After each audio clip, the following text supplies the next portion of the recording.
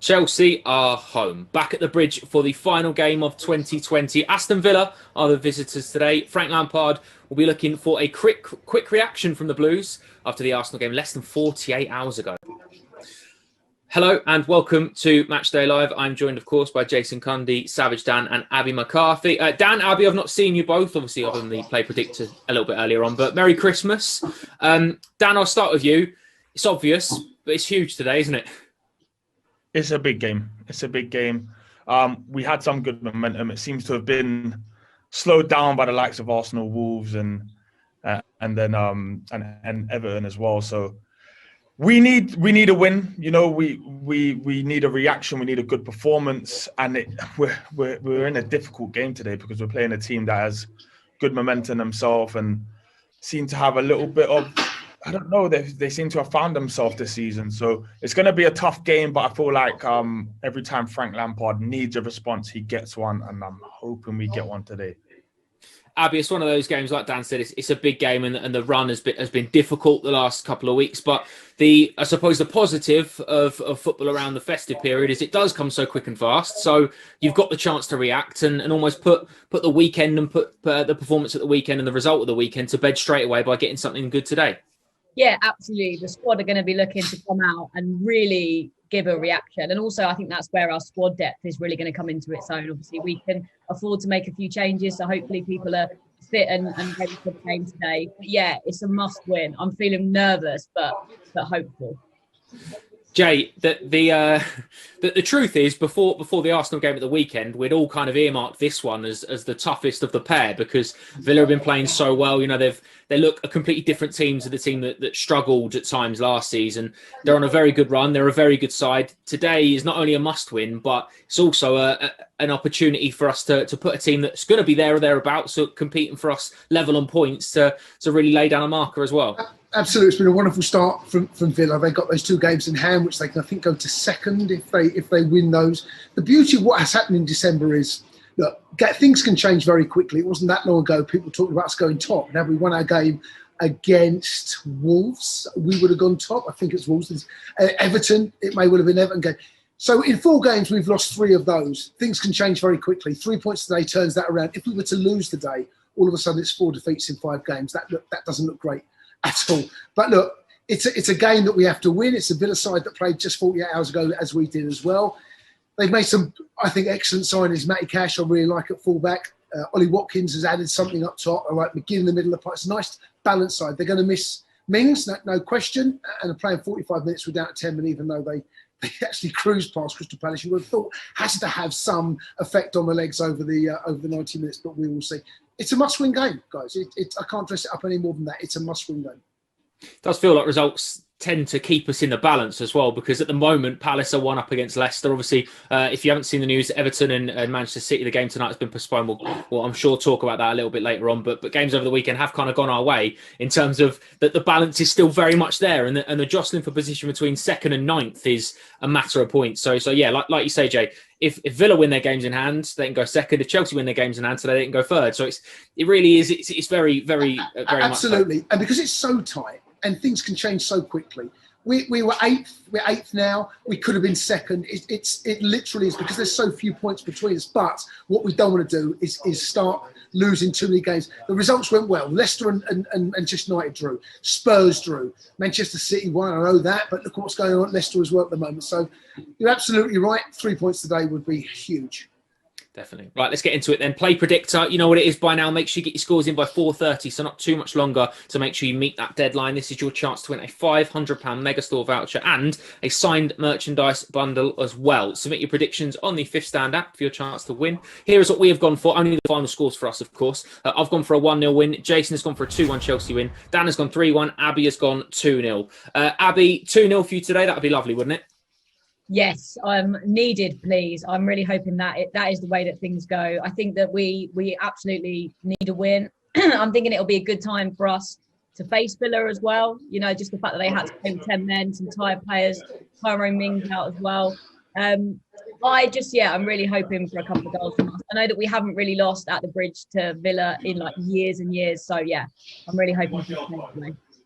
Dan, like you've already mentioned, every time Frank Lampard needs and calls for a reaction from his players, he gets it. So hopefully that'll happen today. And is that why you've gone for 3-1?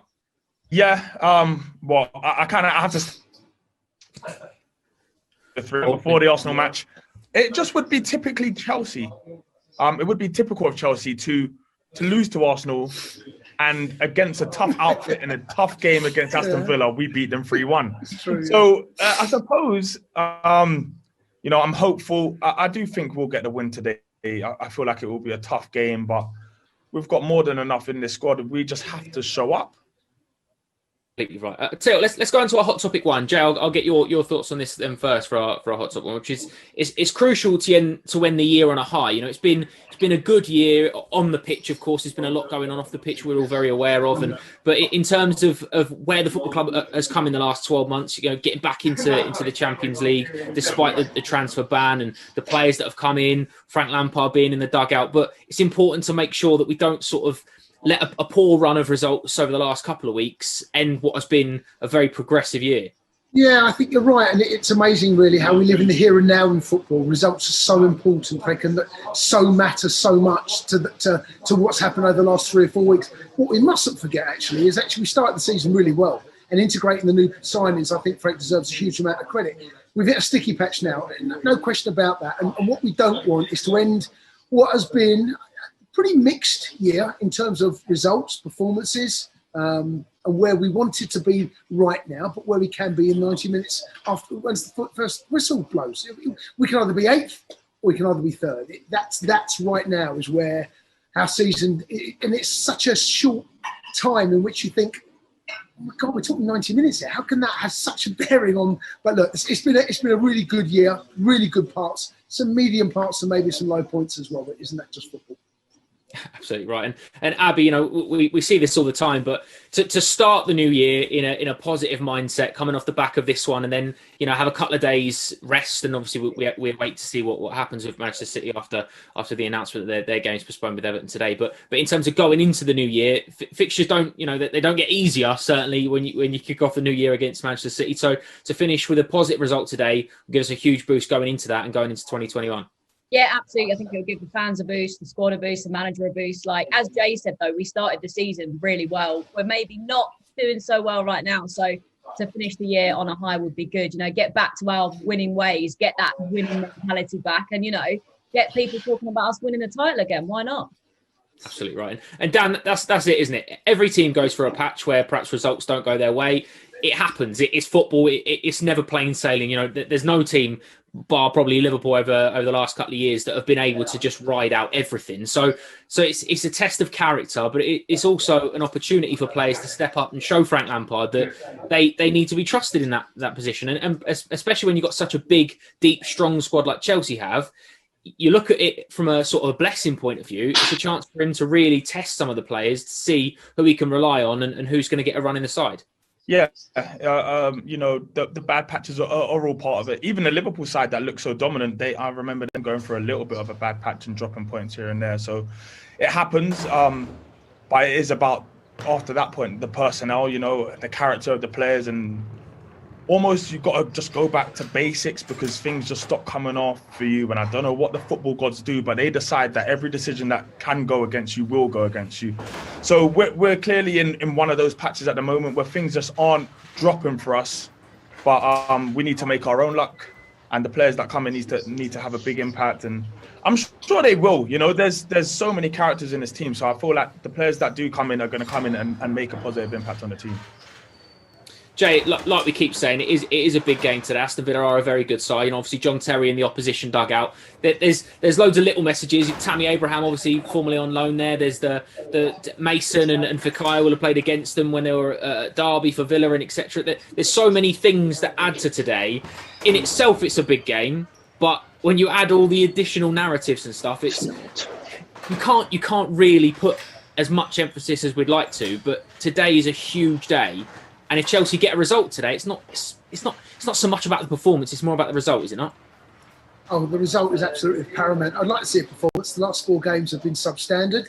It wasn't that long ago people talked about us winning the title. I still felt that was premature. We've now gone from perhaps winning the title now to struggling to get inside the top 4. But because things are so tight and 3 points are so crucial, especially when City's game's going to be called off with Everton, as you've already highlighted there.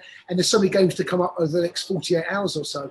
Today's 3 points is an absolute must. If we don't win, it'll be a really, really bad December. I mean, considering how well we did in the Champions League, to be going into 2021 on the back of 4 defeats in 5, that's a tough to turn that around and now and say to you that's been a really good December, because it's been a pretty poor end, and all of a sudden FA Cup comes around, more league games come around, pressure starts to mount.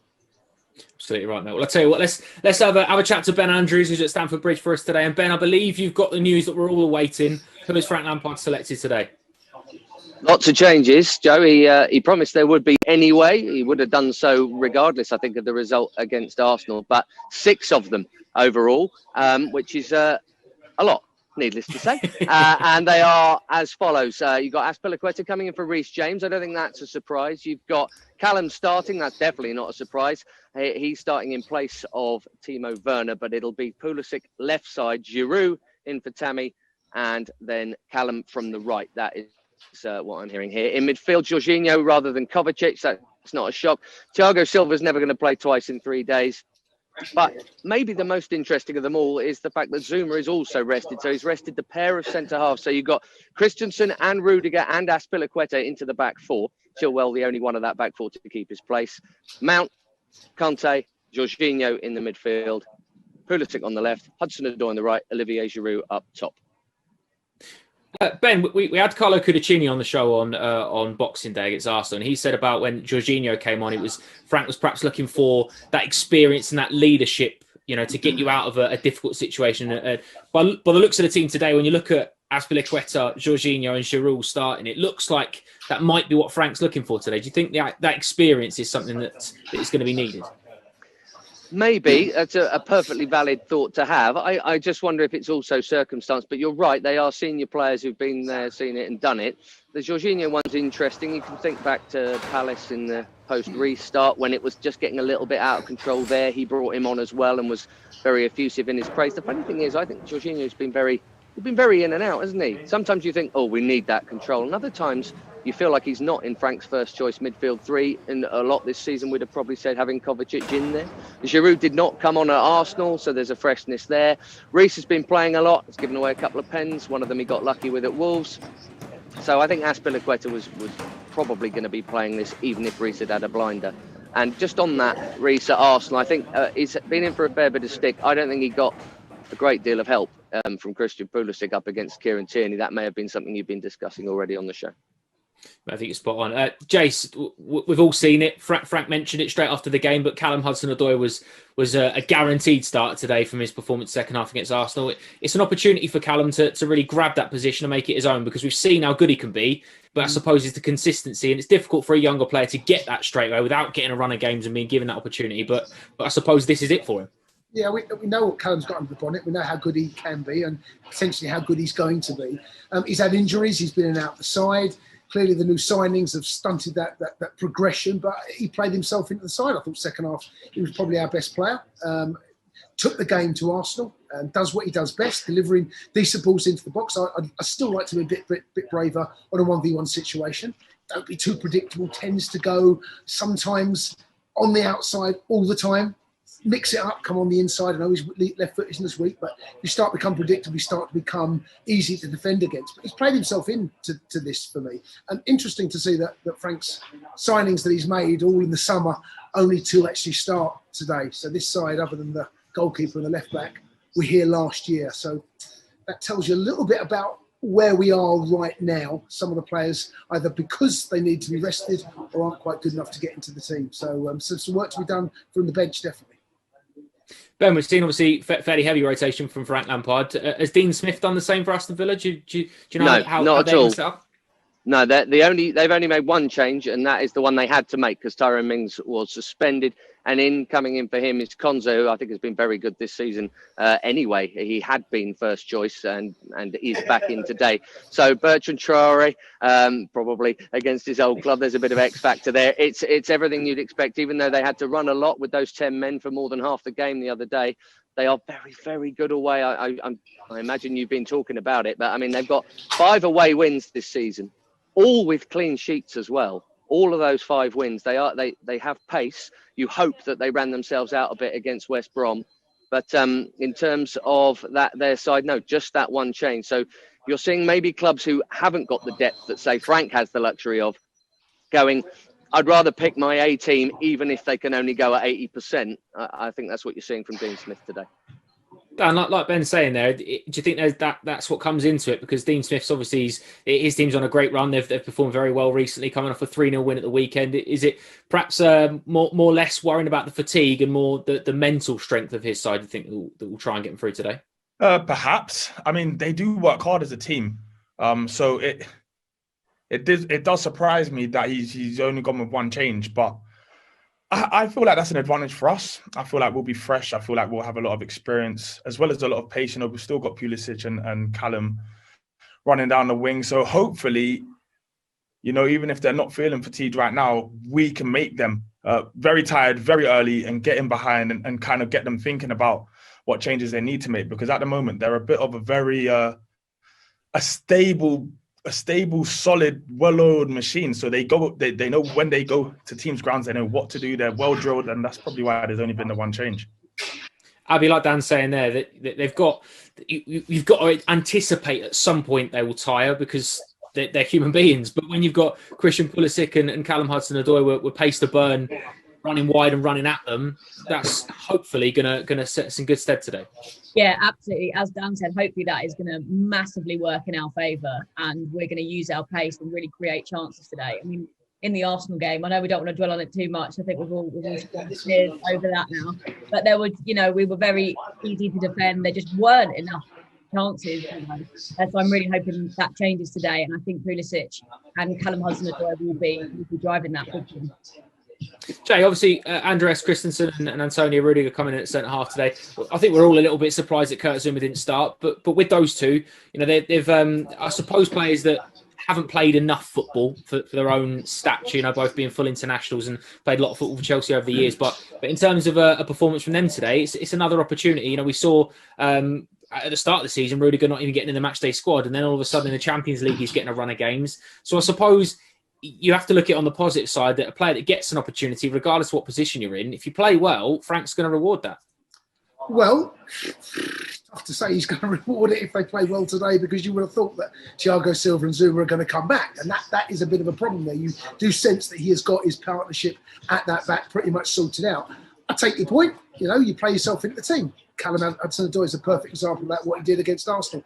If they put in a performance, injury, suspension, God forbid, COVID, something might happen where an opportunity presents itself. Today's the sort of game that Frank may look back on and say, do you know what? I looked at the way they played, looked at how they performed, then I'm going to get your chance as and when it appears. But that part of the pitch, I do sense the back five is pretty much settled.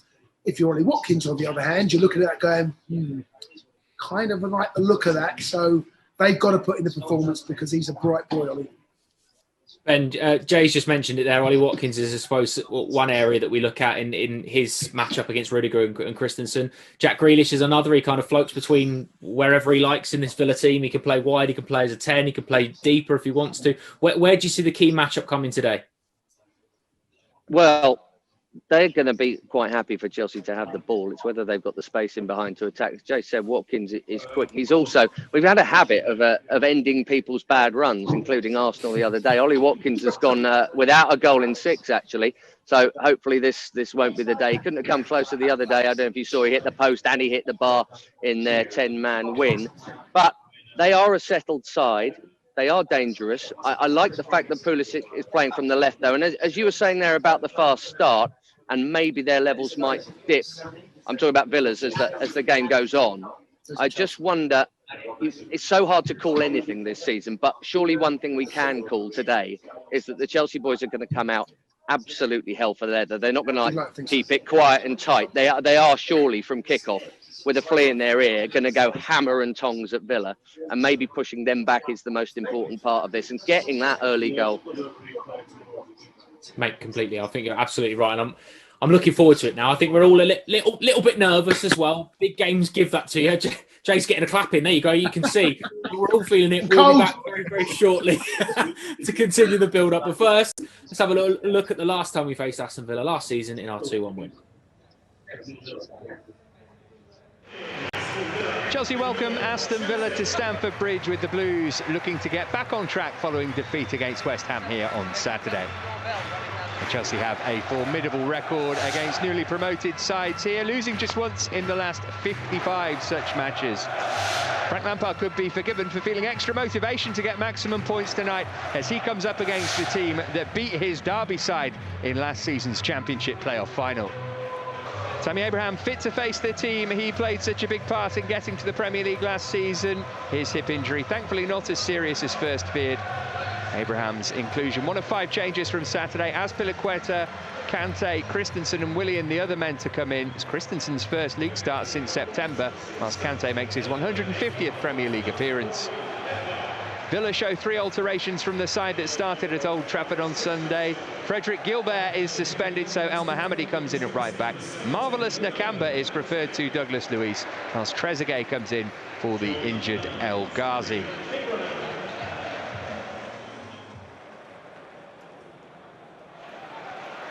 Here's Willian, finding Pulisic. Chelsea can cross halfway here. Blue shirts pouring forward. Pulisic going direct. He might go all the way. Offloaded it to Willian, who has a go and stung the palms of Heaton, who turns it round for the game's first corner. Yeah, I don't mind that from Willian. It's a tight angle, isn't it? It really is a tight angle to score from.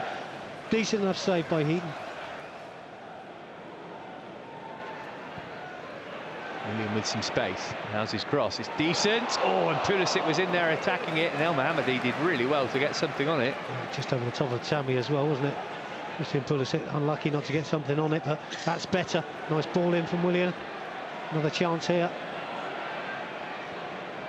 This time he goes back to James. He clips one over toward Abraham. He's back. Big goal from Tammy Abraham. No celebration out of respect for the team that he represented with such esteem last year, but he's not doing a bad job as Chelsea's number 9. It's his 12th goal of the season all told, and it's Chelsea 1, Aston Villa 0. This one was almost dug out, wasn't it? Just feel that Luis is just trying to dig it out. It's a simple finish for Tammy in the end.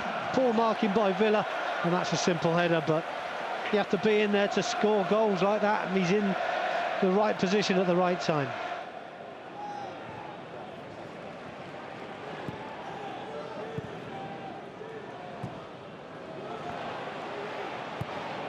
Well, that's a great cross from El Mohammadi, and he's bundled in. Trezeguet gets the equaliser for Aston Villa. It's a strange kind of a finish. It's static Chelsea defending. Well, they've hardly threatened, but the visitors are level. The ball in by El Mohammadi is a serious ball. It's a good delivery. It's bundled in. It's not really dealt with at all by Chelsea. Just standing around waiting for somebody else to go and attack it. A little bit of luck for Villa there, and they're back level. Pulisic worked it nicely to Willian, carried on his run.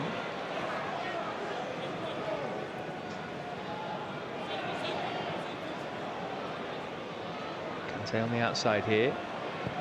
Willian managed to get it in. Abraham knocked it down. Mason Mount! What a goal!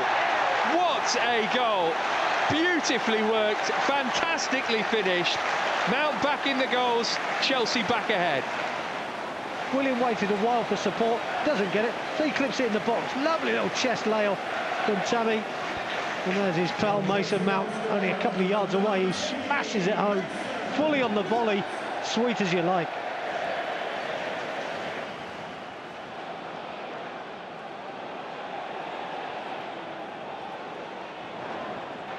Here's Kante. It's come for Reece James. Willian teasing, hammering it across. Great chance for a third here, but Abraham couldn't get the touch because a defender in front of him did.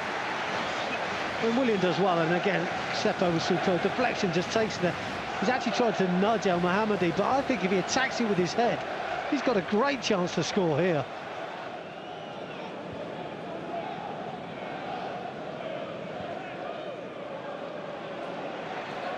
Willian, nicely done away from Trezeguet. Wants to go himself. Oh, and it was almost a great decision. Decent, wasn't it, from Willian? Pulling the trigger there and getting into that far bottom corner.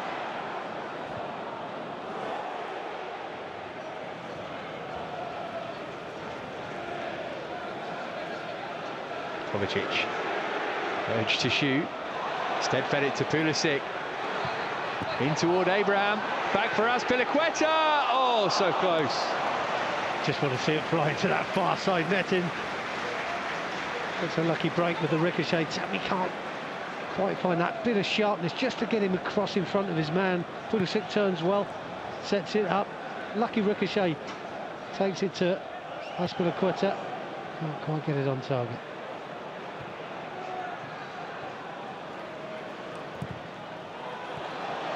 Willian, it's an energy about Chelsea that just wasn't there on Saturday.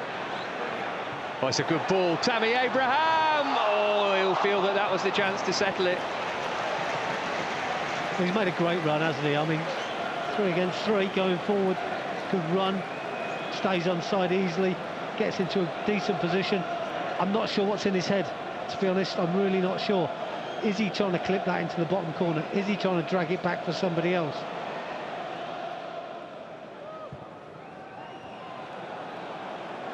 Pulisic up against Konza, who got the block in, came out for Reece James, shoveled it in, decent ball to went for it and didn't get it. Azpilicueta will recycle. Pulisic, clever, and still Christian Pulisic, and Abraham maybe, surely it's going to end up in the net. No, it's behind for a corner. Oh, somehow Villa squeezed this one away from the goalpost. But great play, wasn't it, from Pulisic? He's gone for the shot. And again, Tyrone Mings, it comes off his back. He's having one of those days, isn't he? That could have gone anywhere from off of his back.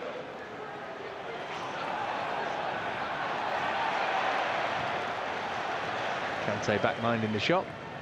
It's a strange header from El Mohammadi. That's a good decision from the ref, I think. I think Sammy's won this quite cleanly and just been knocked over. Good target with the challenge, and it gives the likes of Willian an opportunity here. This is a good area for Willian. Pretty bulky wall to try and get through. Oh, where's the rebound going? Back into Heaton's gloves. Chelsea have come so close to the 3rd goal tonight, but no closer than that from Willian. So unlucky, isn't he? Does Heaton get a hand before it hits the post, or vice versa? I think he saved that. Yeah, I think he did. I think he's got a good hand on that. Here's Hudson-Odoi, first chance to have a run with the ball at his feet. Too strong for Nakamba.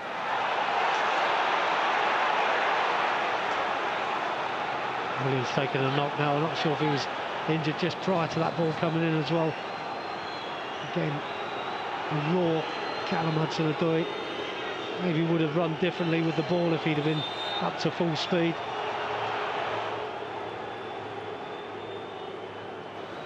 This is Callum where he's running more in a sideways motion, but just feel he would be more direct in normal circumstances when he's fully fit and flying. And as always, hold your breath time, any free kick.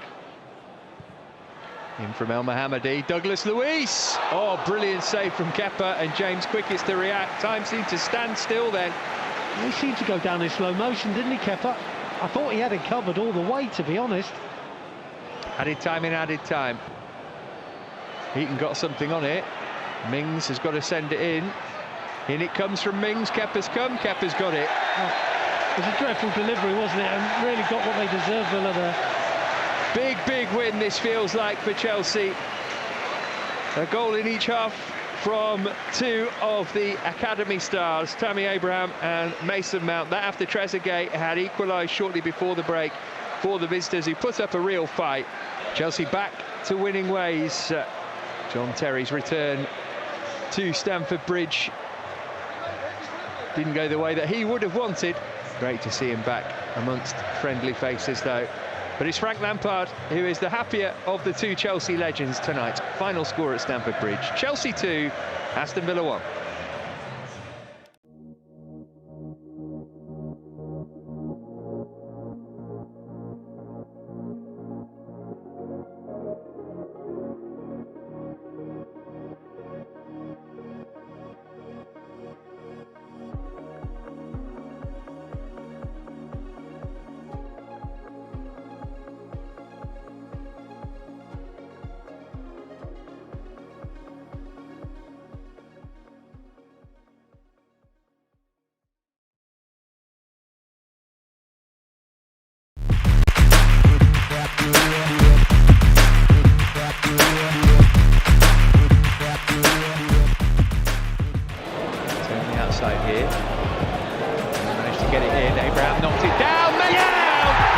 goal. What a goal. Beautifully worked, fantastically finished. Mount back in the goals, Chelsea back ahead.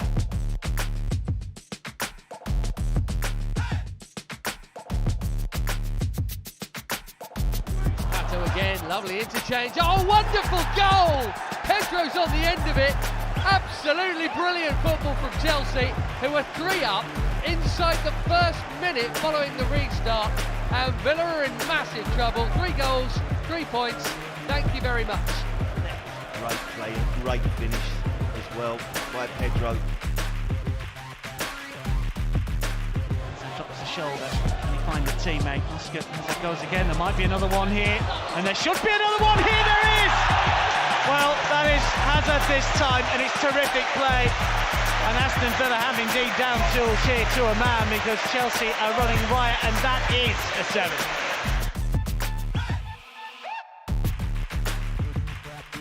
Crespo again. Villa fans want the final whistle. Great goal! That is a top-class strike. It was in from the minute it left his foot. It's a very, very fine strike from Hernan Crespo.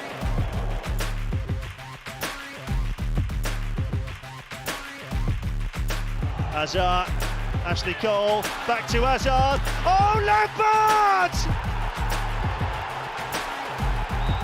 It's the moment he's been dreaming of. Goal number 202 has come and gone. There's goal number 203. Chelsea's all-time leading goal scorer, Frank Lampard.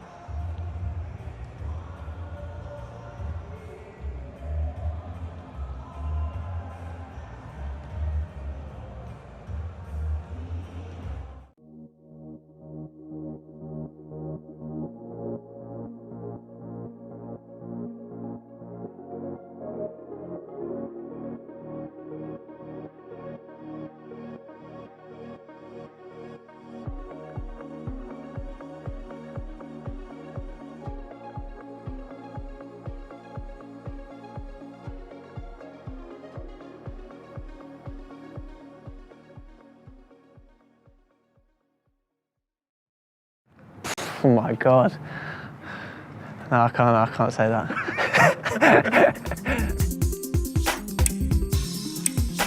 English. No, it's not. History.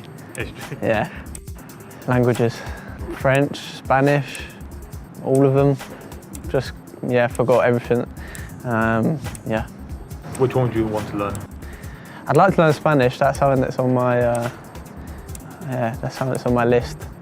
We have quite a few Spanish players, so it's probably quite easy to learn and speak to them.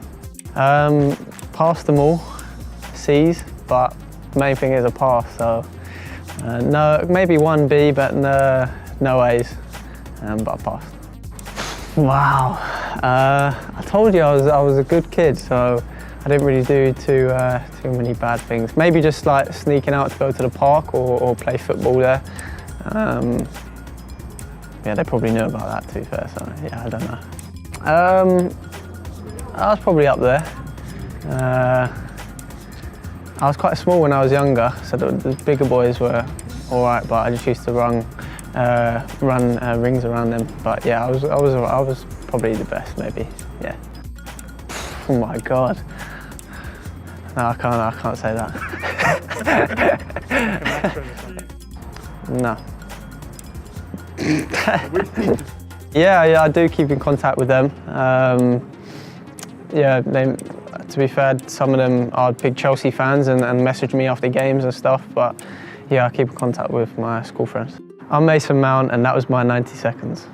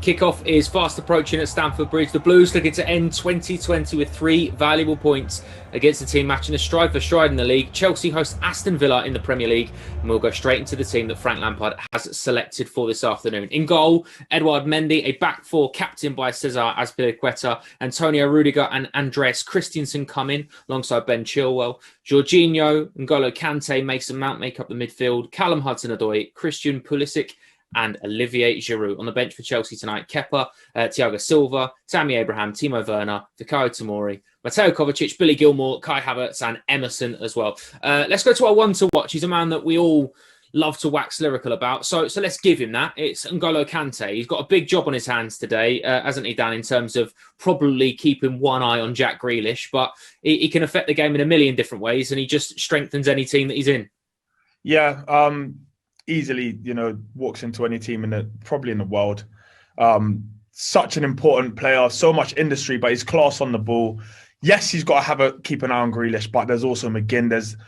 They've got quite a good midfield, and Kante's just hearing him running around you will just inject a little bit of fear of you. So hopefully, he gets that midfield going today. We just need to play with a lot of urgency. He's very fast. He moves the ball quick. As long as we behave like Chelsea, like a Chelsea team should, we should be beating Aston Villa, regardless of what team they put out. So I'm confident with Kante on the pitch. Abby, he's one of those players that never really drops below an 8 or a 9 out of 10. He's consistently superb. He's a World Cup winner, and I suppose because he's kind of got that quietness and that shyness he seems about him, that he doesn't quite get the plaudits he deserves. But make no mistake, he's one of the very best in the world in this position. Oh, absolutely. He's always just doing the God's work, isn't he? He's like, stopping people getting by, always cleaning up. He's just relentless with his energy. And as you say, just superb every single time he plays. But because he does that all the time, we're just like, that's just Kante, isn't it? It's just world class. When really every single match we should be, getting up and clapping him off the pitch. But yeah, let's hope he's at his best today, because I'm a little bit worried about Aston Villa today in their midfield, but I'm hoping Kante can help us out. Jay, he's got a big job on his hands today, hasn't he? Because, we've mentioned Jack Grealish, but with Jorginho alongside him, you don't know whether Jack Grealish is going to try and sort of sit on Jorginho like Dele Alli did sort of 18 months ago. I know we're going back now with that Tottenham game where they looked to sort of enforce the game from there. So N'Golo Kante's role may change from the first minute to the 5th minute to the 55th minute today, mightn't it? Yeah, it depends what shape the plan as well. I expect to be a 4-3-3, so therefore normally you'll see him higher up the pitch. Where he's placed deeper, as Jorginho's probably going to play today, will be where he can really affect the game in terms of Grealish, but he's still got a role to play. Therefore, making sure, when Grealish, because Grealish comes from the left-hand side of his right, making sure he tucks in and is that support for Aspilicueta, support for Jorginho. We might play a 4-2-3-1. I doubt it. If we do play that system, naturally he will be deeper anyway. But he's got leather lungs, the boy. He can get up and down. He never seems to run out of energy. He recognises danger. I'm not worried about where he plays, because when that ball does start to transfer over to Grealish, he will recognise that. He'll see it. He'll sense that.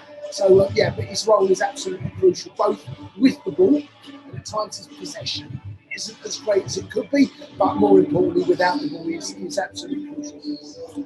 Dan, I've been looking up the stats for N'Golo Kante. I mean, he's in the top 5 or 6 of every category that relates to his position. But the one that I think is the one that I suppose underlines how good he is best is that he's the highest number of interceptions in the league, and that really shows how not only is he 1 and 2 steps ahead of players that are in and around him and playing against him, but also not only his physical ability, but his football intelligence and his intellect in getting to the play and snuffing things out before they start. He's so important to the way Chelsea play, but he's also in there to set the tempo. Isn't he? Like Jason said, his quality on the ball, perhaps at Arsenal wasn't the best, but he sets a very high standard for himself. So with Jorginho and Kante and Mount in there, you've got energy, you've got legs, but you've also got the ability on the ball. Yeah, it's a nice balance in there. You've got legs, you've got a lot of football, you've also got Jorginho who can pass things very, very quickly and just get that ball moving. But Kante, when you look at his stats, you'd assume there's just a huge juggernaut in the middle of the pitch, because he seems to win everything, win every interception, win every duel. But he's only around 5'5" or something like that. So he's literally he's a pocket rocket, always at the races. The one thing you're going to get as standard with N'Golo Kante is work rate. But he's just so intelligent with when he senses the danger. It's the part of being a midfielder that I don't think you can learn. I don't think you can coach it into somebody. Just knowing where and when the danger is as it happens. And he's the best in the world for that, and he has been for the last few years, bar none. So I wouldn't be surprised if all those stats that he's top 5 in the world for, or in the league for, he's probably been in that same position for years and years on end. It's just a part of his game. Abby, leading the line today is Olivier Giroux. Obviously, didn't make an appearance on Saturday against Arsenal. I think any team that you play against in the Premier League is very aware of his quality, is very aware of his ability. And not only has he got a good record for Chelsea this season, but his record against Villa is very good as well. I think he's got 8 goals in his last 6 games against them. So he's a real threat, and he adds something very different for Chelsea. Yeah, exactly. He's been dangerous for us this season. And also I'm thinking with the crosses coming in from Hudson-Odoi and from Pulisic, we can see some beauties from Giroux today. Jace, he's also, like Abby said there, he's a focal point, he's a target man, but also he enables players to play off him, doesn't he? And you do wonder at times, perhaps getting the best out of someone like Christian Pulisic will rely heavily on who plays that number 9 role and how they affect the game to allow him to step in.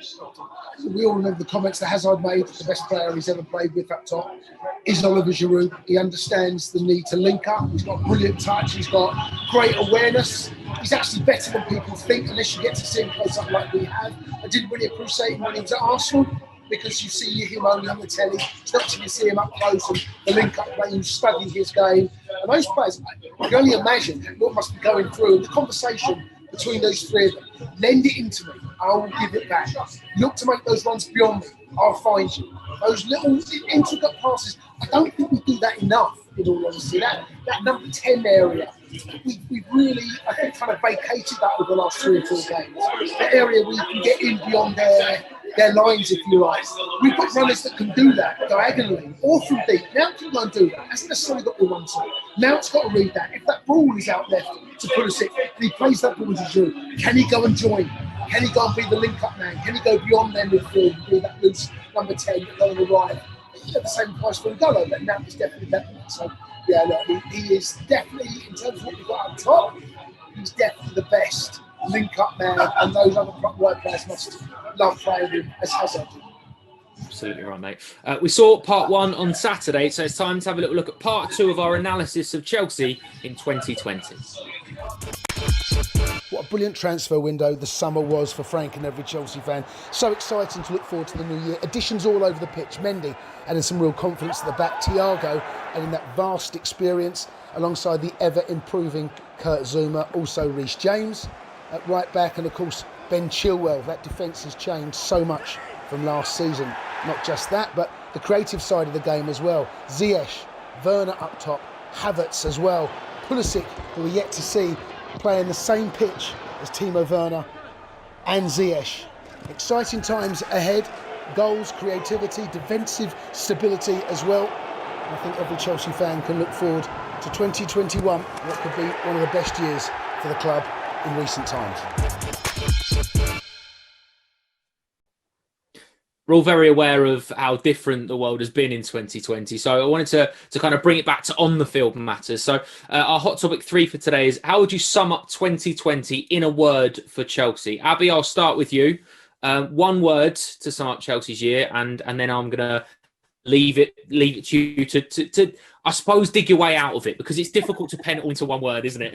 Yeah, it really is. I'm glad I'm going first. No pressure. I would say promising, because I think we started the season really well. We've obviously got a bunch of new signings who are starting to sort of click a little bit more now. I feel like we're really building like a future Chelsea. There's a lot of people playing for us at the moment that are going to become stars and Chelsea legends. You can see that. So I feel like, yeah, we're on the way to greatness, and there's like a really good kind of ethos being built at Chelsea at the moment, I would say. I know we're having a bit of a dip right now, but if you kind of look at the whole season and use perspective, there is a lot to be excited about.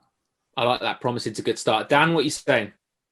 I'm going to go with, I'm not sure if it's 1 word, but it's eye-opener. Does that have a something? I'll give you it. Does it have a dash? No. Does it have a dash? Can we have that? I'll give you it. All right. Yeah, I think it's been an eye-opener. I feel like we've learned a lot about our team this year. You know, we learned that when we are in a sticky situation, we can get out of it. We've learned that we do have, you know, strength and depth. We've added to it, but we've also learned that we are at times naive, and we can get that out of our game. We've learned that, you know, sometimes we can become a bit predictable and a little bit flat, and that happens at all clubs all over the place. But I think we will have learned so much this year just about what this club is and what the players have inside of them. Completely right, mate. Jace, 1 word then, mate, and now you've stuck it on Dan. I'm expecting 1 word. Encouraging, promising. I mean, there's 2 there. I thought I'd do it Dan's done, but I think there's so much to offer this season. We've seen glimpses of what this team potentially can be. We're a very young squad. We've got a lot of young players that are probably 5 to 6 years away from their very, very best. Yet we're judging them now, and that's what happens when you play for the first team. You don't often look at players or a team or squad go, look at how young they are and let them get away with it because we're Chelsea football club. If we finish 5th this year, no one is going to turn around and say, yeah, but look, we've got the future squad. That won't happen. You don't get cut that slack. Last year we had no transfers coming in because of the transfer ban. Frank overachieved, I think it's fair to say. This year the expectancy levels are that much higher going into 2021. So I would say definitely encouraging about what this team potentially has got under the bonnet. We've seen glimpses of it, not enough just yet, but still plenty this season. I just want to carry on with that because you're 100% right, and I think encouraging is bang on because you look at Kai Havertz, Timo Werner, Ben Chilwell, Thiago Silva, Edouard Mendy, all's coming in the summer.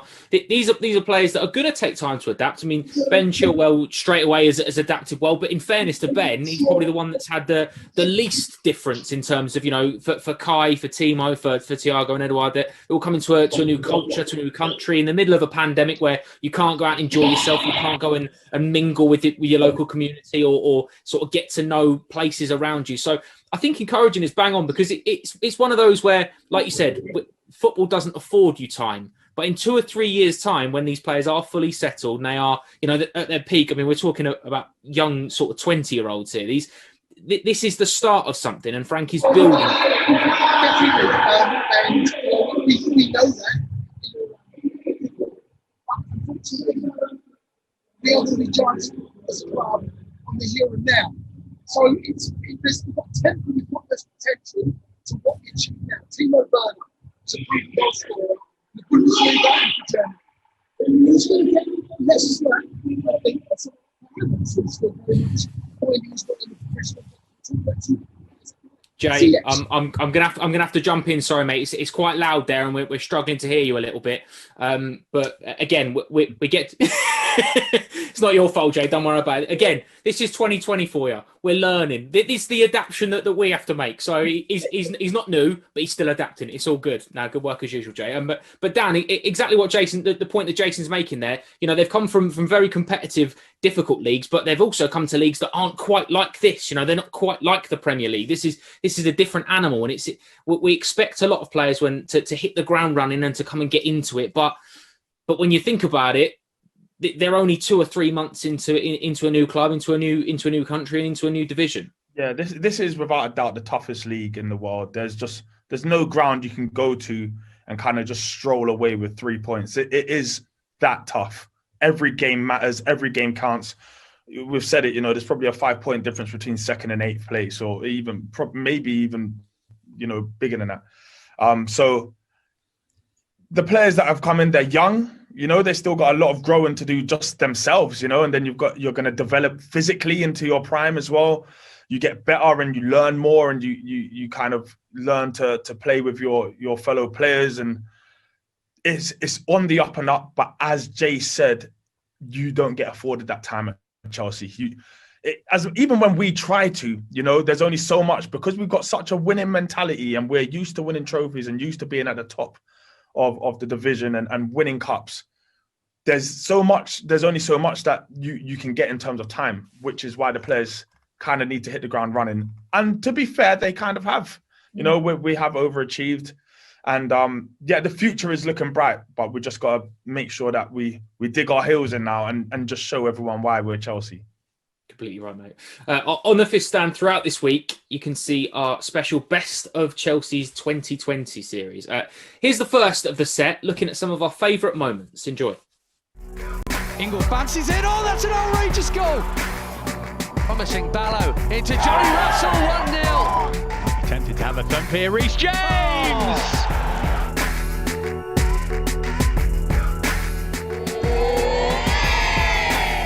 She's waiting for it. She's got it. England's won it for Chelsea.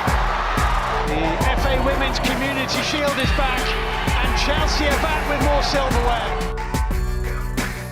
Rodgers off and away. It's just been put in at centre forward. Can he finish? Yes, he can.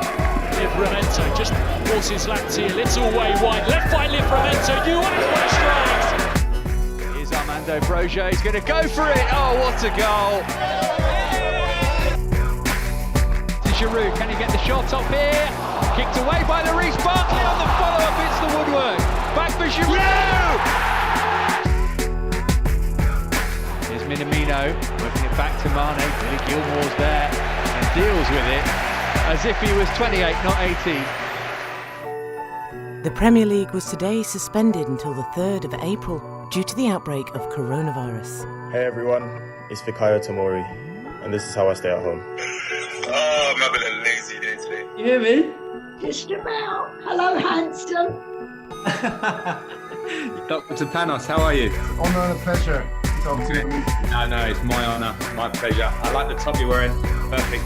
The rigours of this relentless restart of football in England continue. And Equator goes again, flag stays down. Giroux's got half a yard! Yes! Oh, yes! Controlled it on his chest. Can he get the shot off? Yes. Oh, of course he can! Werner, that's brilliant. Away from Bednarek. Bearing down on goal. Still Timo Werner. Away from Romeo! Yes. Timo Werner with his first Premier League goal. They are both already into the knockouts with 2 games to play. Very impressive now to try and win the group. Giroux here. Quality. Right foot this time. Quality. Kanté's cross in for Giroux. Hat-trick. No flag for the moment. Marcus Rashford kicked away by Mendy. It's a really good save.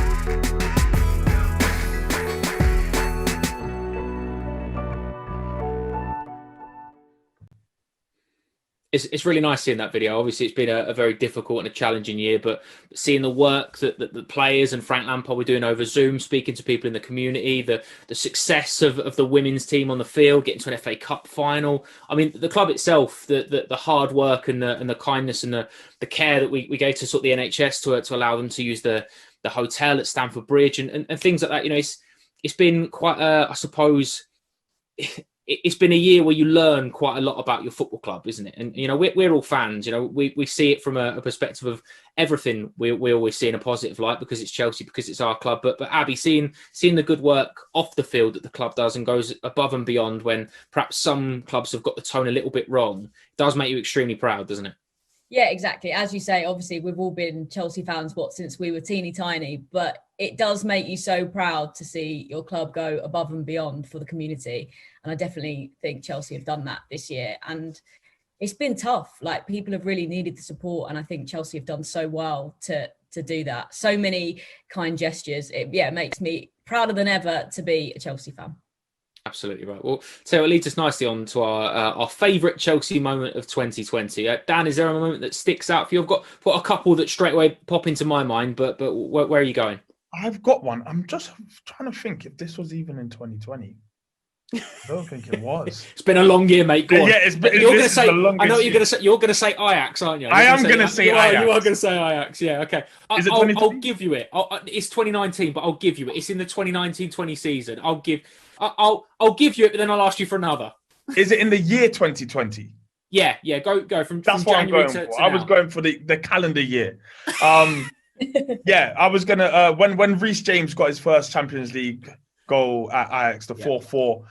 I just remember all of them running to the corner flag, and there's that kind of iconic picture of all of them, and it's just academy boy. It's just loads of them. It was quite romantic. I felt like I was in the picture.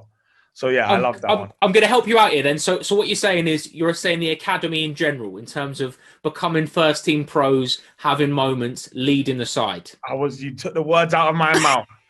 Yeah, literally, it's just been a proud year. You know, this is Chelsea, so we've been criticised in years before for not bringing youth up into the first team, and now the majority of our first team is actually from the academy. So yeah, it makes me proud.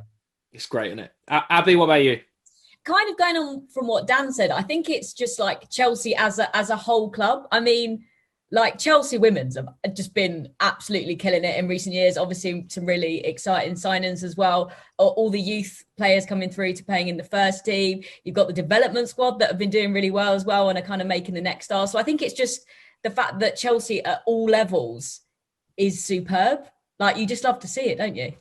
Do you know what, Abby? That was exactly where I'd gone for, because for me, I think the thing that stands out, the two things. One is Sevilla away. I think that's always going to live long in the memory, just for the performance, for Giroux getting all 4. But the other one was signing big names, because you mentioned the women's team, signing Pernille Harder and Sam Kerr, 2 world-class players to come in. Chelsea men's team doing exactly the same, signing Timo Werner, Hakim Ziyech, Kai Havertz, and it's that stamp on the world of football to say, just remember who we are, remember what we're doing, you know, especially the men's team that have been out of the market for a year, and then all of a sudden go, Kai Havertz, the hottest property in Europe, the player that every big team in the world was tracking and had eyes on. Yeah, we'll have him. He can come here and he'll be a part of this of Chelsea for the next decade. That for me was the big one. I mean, Dan, when you've got players like that, like Jason said a minute ago, it's about a transition. It's about giving them players time, but to start with, to lay that marker down in this year of all years when it's very difficult financially and just the world in general is difficult, to lay down that marker of getting those big names through the door is such a huge statement. Yeah, big statement. We put the whole of Europe on alert basically by signing Havertz, signing Werner, signing Ziyech, which we did quite early. But look, we've been very good in the transfer windows as of recent, and to be fair, we have usually got it right, and we've got quite a lot of pulling power here at Chelsea. Players want to come to Chelsea because it's just a beautiful, prestigious club, you know, and we win things. We have a winning culture, so why wouldn't you want to come to Chelsea? So I think it was good to continue that trend of being able to attract the biggest players in Europe. Completely right, mate. Let's have another little look at the team that Frank Lampard has selected for Aston Villa then. Edouard Mendy in goal, a back four of Cesar Azpilicueta, Antonio Rudiger, Andreas Christensen and Ben Chilwell, Jorginho, N'Golo Kante, Mason Mount, Callum Hudson-Odoi, Christian Pulisic and Olivier Giroux. I want to get your thoughts on Callum Hudson-Odoi, Abby, because when he came on in the second half against Arsenal, I thought he was excellent. You know, he did what Callum does sort of at his very best, which is get on the ball, run at players, commit players, beat players, and just look so confident on the ball. And I think that's what we want to see from him more consistently. And he's been very unfortunate with injuries, but he's still such a young player and such a lot of promise. So today, I think all Chelsea fans are extremely excited to see him. Yeah, absolutely. I can't wait. As you say, such a promising player, so technically gifted, and the pace on him, I mean, love it. And yeah, he was whipping in some wicked crosses. So I'm hoping he'll cause some problems today. And on the fifth stand-up, a lot of love flooding in for him. So yeah, I think a lot of people excited to see him. You know, I think basically a masterclass is pending, isn't it, today? And I'm here. Fingers crossed. That'd be lovely, wouldn't it? I mean, and Dan as well. The fact that Mason Mount's in the squad. You've already mentioned the academy players and the Cobham link up. The goal, was it the Krasnodar goal where it was that ball from Mason Mount over and Hudson-Odoi on the finish. Anything like that tonight? Those two players linking up is exactly the tonic that we need. Yeah, it's exactly what we need. I feel like it's kind of inevitable. We've got so many academy players in this team that they are going to link up at some point. But Mason Mount, so much industry, so much class in him. And Callum, I just really hope he is in the mood today to give a fullback a really torrid time. You know, he came on against Arsenal and effectively changed the game, but in many ways it was less pressure. We were already 2 goals down. You know, it couldn't get any worse. You can come on, lift and leave with your head held high. Today we have to do it against a tough team that's well drilled. Be brave, run at him. You know, you're allowed to lose the ball and to try things when you're a wide forward. So I would like to see him really have a go at that left back today. Lovely. All right. And Abby, final thoughts then on the game today. You've gone for a 2-0 Chelsea win. Who do you expect to see the first goal scorer from? And I suppose, where do you think the difference will be today? Oh, that's a good question. I'm just going to stick straight up and say that Giroux first goal. I think he'll get things going. The first goal is going to be really important for a confidence boost, I think. And I think it's going to be the wingers that made the difference today. Pulisic and Hudson-Odoi, with their pace and creativity, I think are going to take us to the next level. Dan, do you echo that? I am going to go with Olivier Giroud first goal. I think Azpi's going to have a big game today. I think that is where we're going to have a lot of, I feel like his experience is going to tell. I feel like he could even get the assist. But I feel like the relationship between him and Callum going down that wing is what's really going to kind of pin Aston Villa back and kind of get Grealish looking backwards and going back towards his own goal. Mate, it's going to be a big game. We're all looking forward to it. Of course, that is all from us for now. Ben caught up with Frank Lampard after what has been a very, very strange year in this week's Ask Frank. What a year to be a coach of a football team. Yeah, it's an interesting year to say the least. loads of great experiences within the tough year that we've had, that everybody's had. But those challenges, and for me, and those situations are always things to learn from. So I've learned such a lot about the squad, about the players, about this football club. I think who handled itself brilliantly in the tough times. And for me, that is the one good thing, one of the good things to come out of the tough COVID year that we've had, and the club stuck together. And I think we're in a decent place, and now we need to push on. And therefore, if you can sort of cope with this, you can cope with anything. Do you think it toughens you up? It's not simple as that. It's not as simple as that, but I think it can help you improve if you want to, and you want to take in the lessons that you learn. There were a lot of times in COVID where we're not training, we're not playing, and relationships with players become even bigger a deal, making sure everyone and their families are fine. I think that can only add to you as a coach and as a person. And but in terms of I can cope with anything, no, we need to try and be successful, and there'll be lots of different challenges. I think that's what this job is, but we have to attack them in a positive way, and I'll keep doing that. There was a lot of talk from you and from other media outlets last year about, are you ahead of the curve? Are you on it? Are you about? If you analyse the year, if you like, of 2020, how do you rate the development of the players, and indeed you and your staff? How do you think you've done kind of about where you are? Well, I think our game in Champions League football this year was certainly, for me, felt ahead of the curve, because we had a year where we lost hugely, probably the most influential player in the Premier League, in my opinion, to one team, in Eden Hazard, how he performed the year before. And we know we couldn't bring players in, but the academy finally gave us some players that were given opportunities, earned opportunities within a squad. And I thought the squad we fought and worked really hard to get above certain other top teams to make Champions League football. So I was pleased with that. I know standards here are to win things, but clearly when I came into the job, the landscape had changed from a few years previously. So that felt good, and of course now it's a case of can we build on that. So this season, are we ahead of the curve? I don't know. I'll give you the standard answer. I don't know where that curve is. My expectations are always high, but you also have to be realistic. I see lots of positive signs within the group, but only the work ahead is what counts.